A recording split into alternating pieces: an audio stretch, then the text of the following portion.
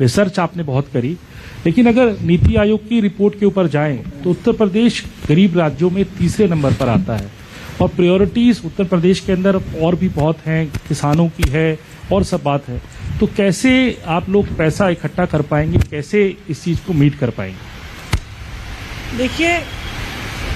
देखिए आपने कहा कि हमने बहुत रिसर्च किया है और 20 लाख में से, जब हम 20 लाख नौकरियां कह रहे हैं, 20 लाख में से 12 लाख नौकरियों के लिए सरकार के लिए पद हैं और पैसे भी हैं, उन्होंने वो पद खाली रखे हुए हैं।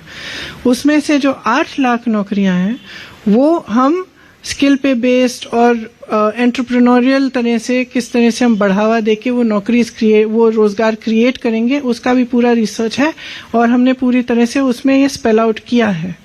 तो हम यहाँ पे कोई भी खोखला वादा नहीं कर रहे हैं। इसके लिए सरकार के पास खूब पैसा है।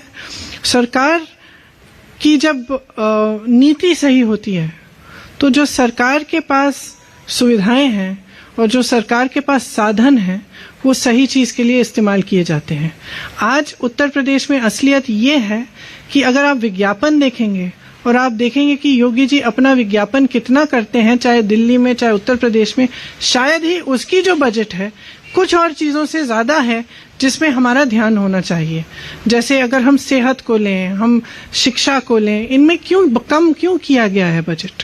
क्योंकि आपका ध्यान कहीं और है और आप उस वजह से आपके पास सुविधाएं नहीं है, आपके पास, आप कहते हैं कि पैसा नहीं है, साधन नहीं है कंप्लीट करने का। एक्चुअली सच्चाई है कि है, आप करना नहीं चाहते।